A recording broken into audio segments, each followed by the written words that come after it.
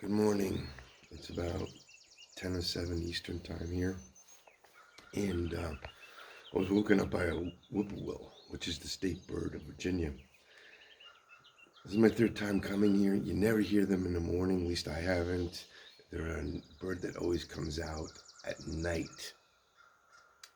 Just before it gets real dark, you hear them calling. But for some reason this morning, I don't know if it's the bird feeders. I put all the bird food out there. It was waking me up at 5:45.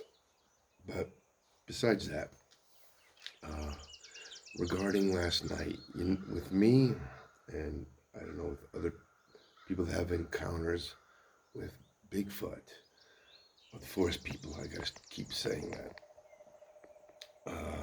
Animals usually give it away if you're gonna have a bizarre night.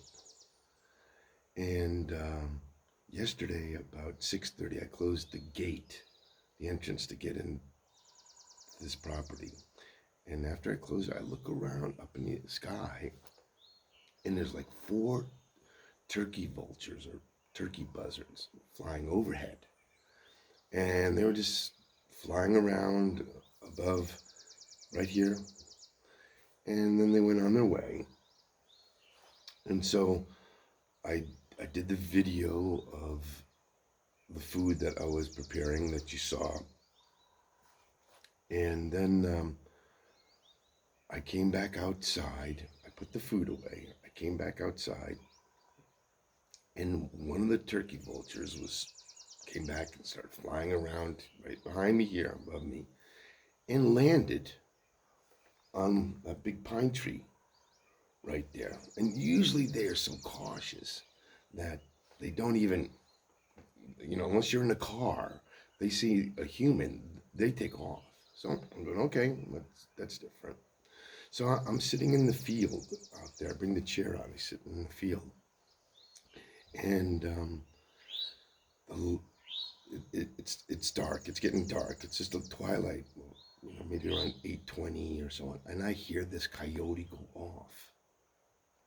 Now, I'm listening. I'm praying. Please, please be different at the end, because their sound is different when forest people try to mimic animals. They're not perfect at it with owls, and it wasn't perfect. It was off. It was not how coyotes end their vocalization.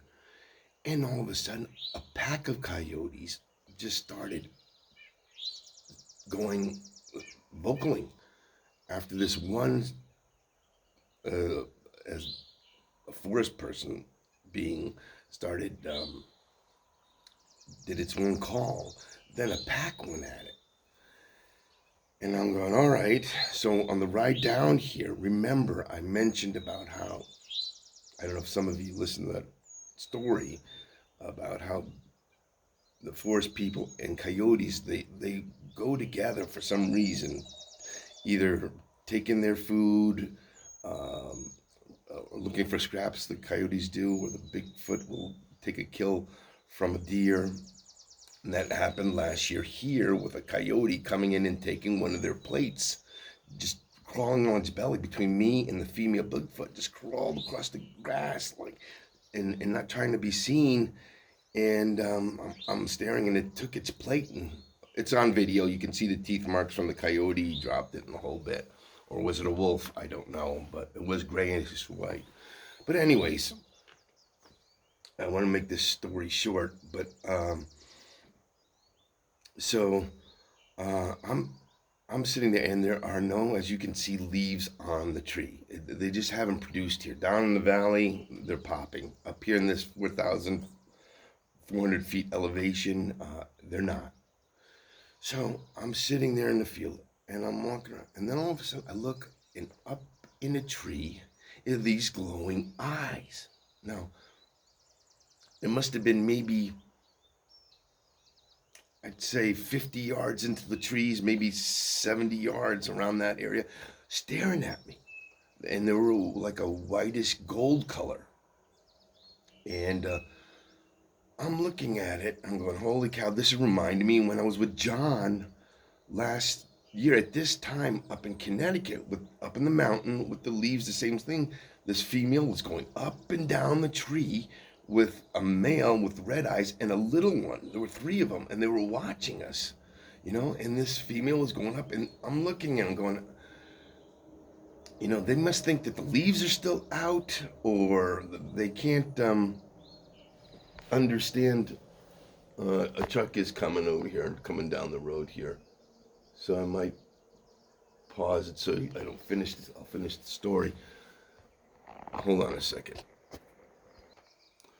So, anyways, I'm looking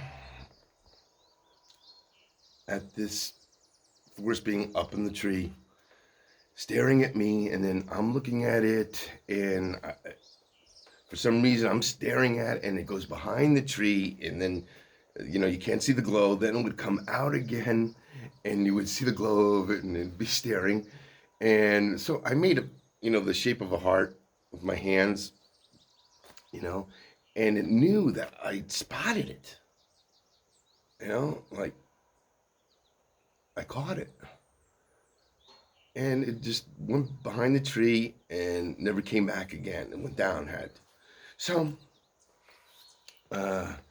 I walk in different angles just to see in the yard. I'm walking, seeing what is out there, and I see in the distance still there some of these eye glows that I see. Like I'm counting like three more, but they're very faint, but they're out in the distance. And thank God there are no leaves on the tree because it helps me. So, anyways, I'm right by this main road here that goes through the Jefferson National Forest, which is like 6,000 acres. And so you have to bear with me with these cars coming by, but the trucks are so loud. So, anyways, I just decided, all right, it's about 10:30, 11 o'clock. About that time, I just want to stretch my leg. I start walking around, and I'm walking, and there's areas where where I'm sitting. If I turn my head, I can't see nothing. There's no glow or shine or anything that indicates something's watching me. So I'm walking around, and all of a sudden, going by where I camp, where I set up the camp in the tent, and I stay in the woods down in that area.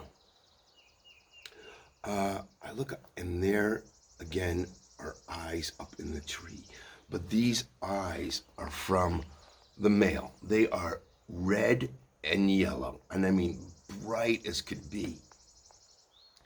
And I'm looking, and I say, oh, okay, because very seldom do I see those color eyes up here, but I have seen them before from my cabin and in the area up there in Connecticut, but never down here in Virginia. And they are staring, and I'm looking, and I'm walking slowly towards it, and it knows, again, there's no leaves on this tree, and it knows I see it. And all of a sudden, those eyes, the reddish yellow eyes, start going on fire. I mean, like they were just like exploding, like you're turning up the torch. And its head, let's say this is the head up in the tree, it's going like this, and then going like this, and then up and down like this. And you could, and it was pissed. I feel that it was pissed because I spotted it, but I couldn't see it where I'm sitting over here by the tree out there with the chair I bring out to look. And it's up there. I'm going, wow, and I just started talking, in a calm voice, just talking to it. Because, God forbid, these things, like last summer with the female, sometimes when they got agitated and stuff, when I brought the flashlight out to walk out to come talk to it and so on, or when I put the tent right out there, man, they'd leave, and you'd hear the trees smashing, cracking, bang, bang, knocking down because they were angry. So I didn't want to get this force being angry. So I just tried to talk, and and the eyes glow seemed to taper down. It just seemed to calm down, but it was vicious when it knew I saw it. So I'm I'm out there for a little while, and I'm explaining I'm here in good intentions and everything, and apologizing, and then I don't know, maybe around 11:30 or so on. It was getting cold, but I don't have a fire or nothing like that, and I just said, well, I'm gonna pack it in. Maybe this is enough for one night, just doing it this way, and I did. I went inside, so I haven't looked at the food yet. But you see the car over there? Okay, I'm not taking the camera out off of this porch. But last year and other times, they go to the car and they leave handprints or fingerprints. And I went there in the back by the hood. They're fingerprints, and they're some are long and some are pushed in. They have these like round tips, like tree frogs. Okay, they're round, and they're little ones. I think that's the little ones that they bring over there. You'll see it. I'm gonna drive somewhere and park the car, and then I'll show it to you. All right, I'm gonna put this on pause, and I'm gonna go and check out the food. Maybe they took it, maybe they didn't, but it was pretty wild. Well, nothing really was taken. A few things here, but I believe these are from mice or something. The Babe Ruth bar is missing on that. Reese's Pieces are still there. This is their favorite. And it looks like a mouse or something ate that part. But all in all, just seeing this very disappointing on that part.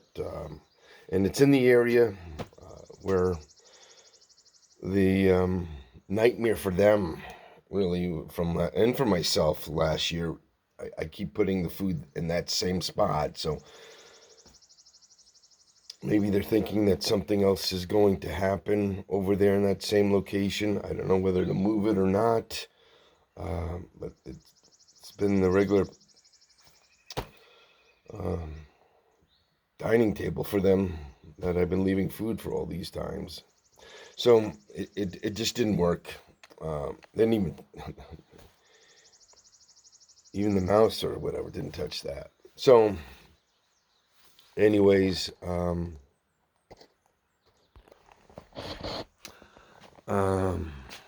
was a bizarre night. A lot of activity. They didn't touch the food, but I will drive the car somewhere and show you the fingerprints on the car. They were in the back of the car there. All right, just keep going. Hopefully tonight it won't. Well, I'm hoping for the activity, but more promising that they're feeling a little bit more accepted eating the food and stuff. Anyways, talk to you later. Thanks for watching.